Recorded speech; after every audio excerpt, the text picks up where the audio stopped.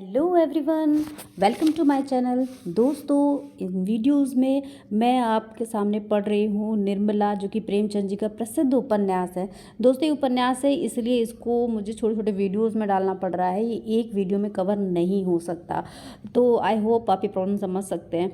तो आप मेरे चैनल को लाइक एंड सब्सक्राइब ज़रूर कर लीजिए, ताकि इसकी एक भी वीडियो आपका ना छूटे और कहानी बीच में अधूरी ना रह जाए। तो दोस्तों, बेल आइकन पर क्लिक करना ज़रूर ना भूलिएगा, ताकि आपको लगातार मेरे वीडियोस मिलते रहें। तो दोस्तों, अभी हम ये निर्मला का पार्ट 10वां है जो मैं पढ़ने जा रही हूँ। आपने अभी तक देखा कि निर्मला, जिसकी शादी एक 35 साल के वकील के साथ हो जाती है, उसके 3 बच्चे होते हैं, जिसमें सबसे बड़ा बच्चा मनशाराम जो होता है उसी की हम उम्र होता है, 15-16 साल का वो भी होता है।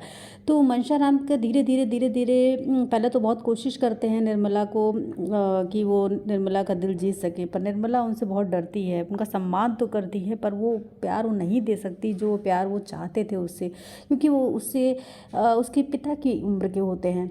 इधर वो मनशाराम से कुछ इंग्लिश भी पढ़ना सीख रही होती है। धीरे धीरे बच्चों के साथ वो खुश रहती है, बच्चों के साथ उसका लगाव बढ़ता जाता है, क्योंकि वो खुद एक बच्ची होती है, इसलिए उनके साथ उसे रहना बहुत अच्छा लगता है।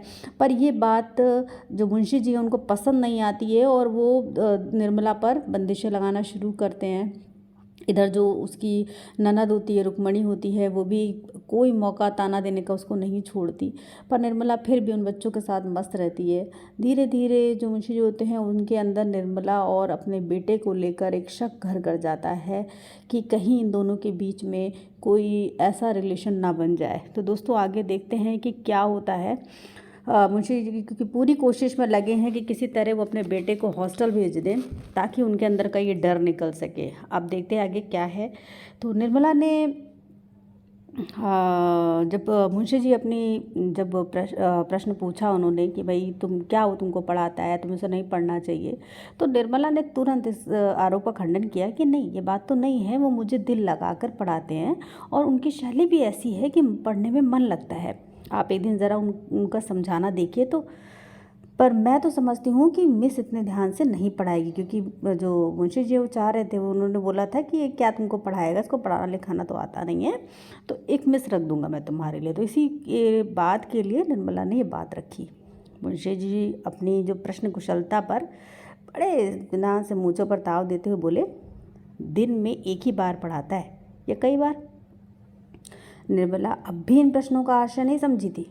बोली, पहले तो शाम ही को पढ़ा देते थे, अब कई दिनों से एक बार आकर लिखना भी देख लेते हैं।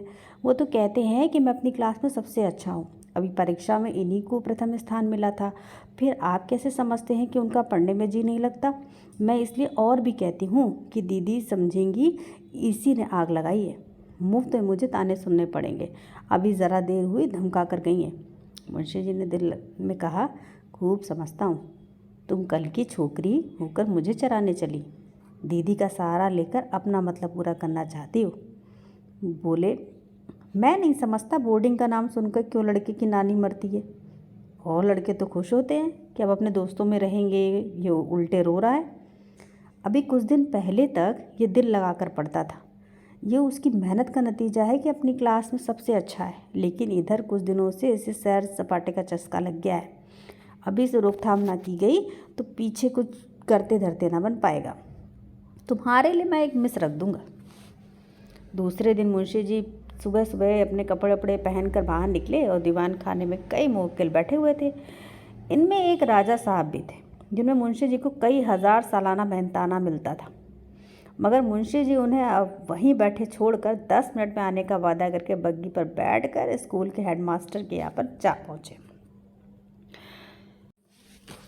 हेडमास्टर साहब बड़े सज्जन पुरुष थे।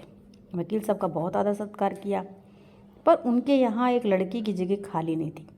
सभी कमरे भरे हुए थे। इंस्पेक्टर साहब की कड़ी ताकीद थी कि दूर दराज के लड़कों को जगह देकर तब शहर के लड़कों को दिया जाए। इसलिए यदि कोई जगह खाली भी हुई तो भी मनशाराम को जगह नहीं मिल सकेगी, क्योंकि इतने ही बाहरी लड़कों के प्रार्थना पत्र रखे हुए थे। मुंशी जी वकील थे। रात दिन ऐसे प्राणियों का सामना रहता था जो लोभवश असंभव को भी संभव, असाध्य को भी साध्य कर बनाते थे। समझे शायद कुछ ले देकर काम निकल आए।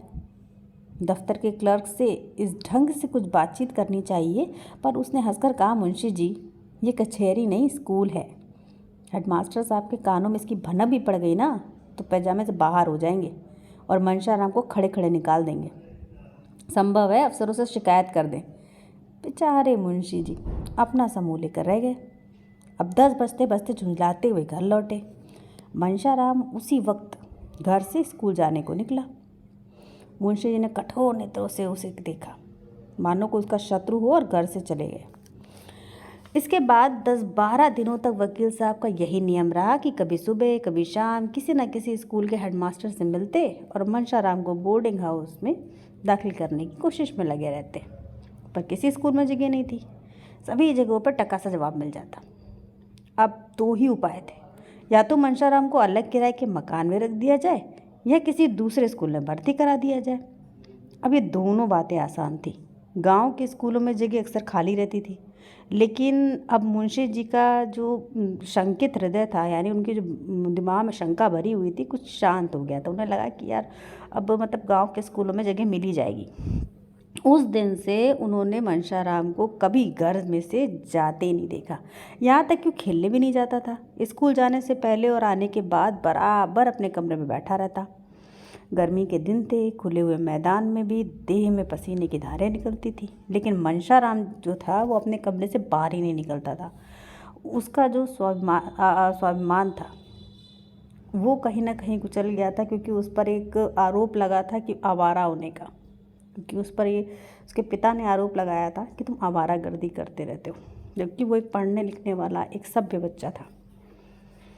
एक दिन मुंशी जी बैठे भोजन कर रहे थे तो मनशाराम भी नहाकर खाने आया। मुंशी जी ने इधर बहुत दिनों से उसको ढंग से देखा तक नहीं था, पर जब वो नंगे बदन उसको देखा तो उनकी होश उड़ गए, क्योंकि मनशाराम जो था वो बिल्कुल हड्डियों का ढांचा बन गया था।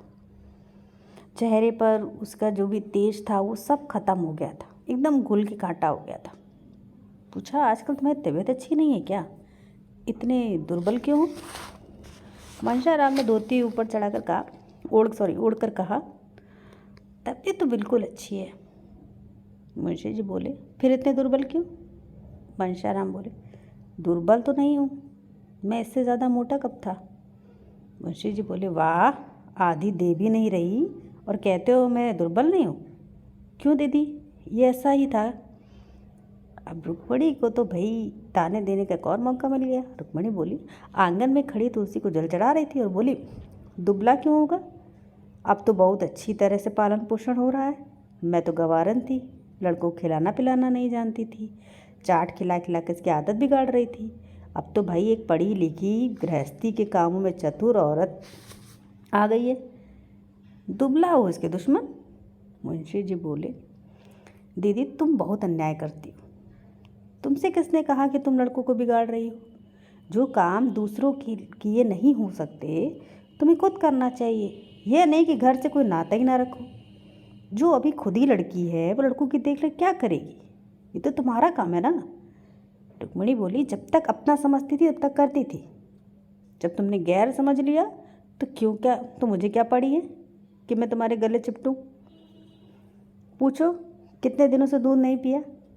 इसे कमरे में देख के आओ, नाश्ते के लिए जो मिठाई भेजी थी वो बड़ी सड़ रही है। मालकिन समझती हैं मैंने तो मालकिन समझती हैं कि भाई यही सब रख लेती है खाने पीने के लिए, बच्चों को देती ही नहीं है। अब जो मनशाराम था वो 2 फुलके खाया और उठ के खड़ा हो गया। मुंशी जी ने पूछा कि क्या तुम खा चुके? अभी तो बैठे, तुम्हें 1 मिनट से ज़्यादा नहीं हुआ, तुमने खाया ही क्या है? 2 ही फुलके तो लिए थे।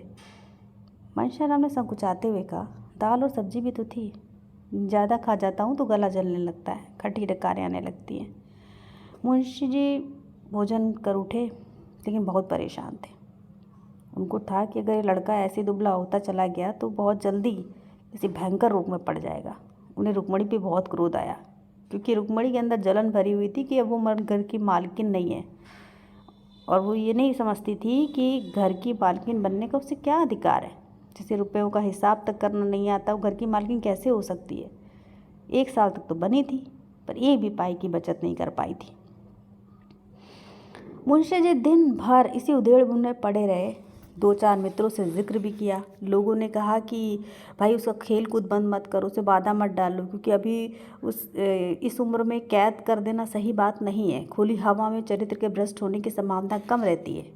जितना बंद कमरे में रहेगा उतनी ही ज़्यादा कुसंग में पड़ेगा, और युवावस्था में एकांतवास चरित्र के लिए बहुत हानिकारक होता है।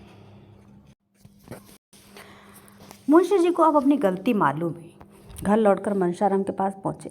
वो भी स्कूल से आया था और बिना कपड़े उतारे एक किताब सामने खोलकर सामने खिड़की की ओर ताक रहा था। उसकी निगाह एक भिखारिन पर लगी हुई थी, जो अपने बालक को गोद में लिए हुए भीख मांग रही थी। बालक माता की गोद में बैठा ऐसा प्रसन्न हो रहा था कि मानो किसी राज सिंहासन पर बैठा हो। मनसाराम उस बालक को देखकर रो पड़ा। ये क्या बालक मुझसे अधिक सुखी नहीं है? इस अनंत विश्व में ऐसी कौन सी वस्तु है जिसे वो इस गोद के बदले पाकर प्रसन्न हो? ईश्वर भी ऐसी वस्तु की सृष्टि नहीं कर सकते। ईश्वर ऐसे बालकों को जन्म ही क्यों देते हैं जिनके भाग्य में माँ का सुखी ना लिखा हो? आज मुझ जैसा भागा संसार में और कौन होगा? किसे मेरे खाने पीने जीने मरने की सुध है? अगर मैं आज मर भी जाऊं तो किसके दिल को चोट लगेगी? पिता को तो अब मुझे रुलाने में मज़ा आता है। वो मेरी सूरत भी नहीं देखना चाहते। मुझे घर से निकाल देने की तैयारियां हो रही हैं। हाँ माँ, तुम्हारा लाडला बेटा आज आवारा कहा जा रहा है। वही पिताजी जिनके हाथ से तुमने हम तीनों भाइयों के हाथ पकड़ाए थे, आज मुझे आवारा और बदमाश कह रहे हैं। मैं इस योग्य भी नहीं कि इस घर में रह सकूं। ये सोचते सोचते जो मनसाराम था वो फूट फूट कर रोने लग गया।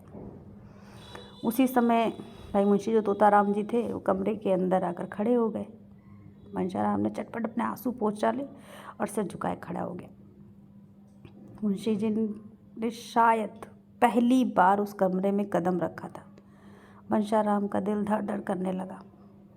उसे लगा कि पता नहीं अब आज कौन सी आफत आ जाएगी, वो क्या उस पर इल्ज़ाम मढ़ देंगे। मुंशी जी ने उसे रोते देखा तो एक क्षण के लिए उसका वात्सल्य यानी उनका जो पिता का प्रेम था वो जाग उठा। घबराकर बोले, क्यों रोते क्यों बेटे? किसी ने कुछ कहा? मनसाराम ने बड़ी मुश्किल से उमड़ते हुए आंसू को रोक कर कहा, जी नहीं, रोता तो नहीं हूँ। मुंशी जी ने कहा, तुम्हारी अम्मा ने तो कुछ नहीं कहा? मनसाराम बोला, नहीं, वो तो मुझसे बोलती ही नहीं। मुंशी जी बोले, क्या करूँ बेटा, शादी तो इसलिए की थी कि बच्चों को माँ मिल जाएगी, लेकिन ये आशा पूरी नहीं हुई तो क्या बिल्कुल नहीं बोलती? मनसाराम बोले, नहीं, इधर महीनों से नहीं बोलती। मुंशी जी ने कहा, विचित्र स्वभाव की औरत है, मालूम ही नहीं होता कि क्या चाहती है। अब ये मुंशी राम जी की एक नई टेक्निक थी, उसको उसके अंदर अपनी नई माँ के लिए एक कड़वाहट भरने की, ताकि अगर कहीं कोई बात ऐसी उन लोगों के दिल में हो तो वो निकल सके। बोले, मैं जानता कि उसका मिजाज ऐसा होगा तो कभी शादी नहीं करता, रोज़ एक ना एक कोई बात लेकर खड़ी हो जाती है। उसी ने मुझसे कहा था कि दिन भर ना जाने कहाँ गायब रहता है। मैं उसके दिल की बात क्या जानता था? समझा कि तुम कुसंग में पड़कर शायद इधर घुमा करते हो। अब बताओ, कौन ऐसा पिता होगा जो अपने प्यारे पुत्र को आवारा फिरता देखते दुखी नहीं होगा? इसलिए मैंने तुम्हें बोर्डिंग हाउस में रहने का निश्चय किया था। बस बेटा, और कोई बात नहीं थी। मैं तुम्हारा खेलना कूदना बंद नहीं करना चाहता। तुम्हारी दिशा मुझसे देखी नहीं जाती।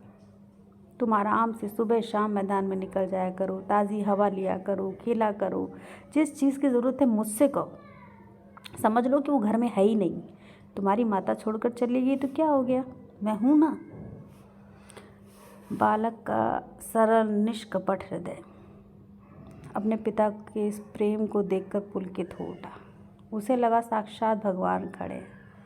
निराशा और दुख के समय में उसके पिता का ये प्यार देखकर उसे अपने आप पर गुस्सा आने लगी कि वो बेवजह ही अपने पिता को निष्ठुर कह रहा था, उनको तरह तरह की बातें बोल रहा था, उनके लिए गलत सोच रहा था कि उन्होंने उसको आवारा कहा, पर इशारा किया धरा तो उसकी माता का था, जिसे वो बहुत अपनी माँ की तरह समझने लग गया था।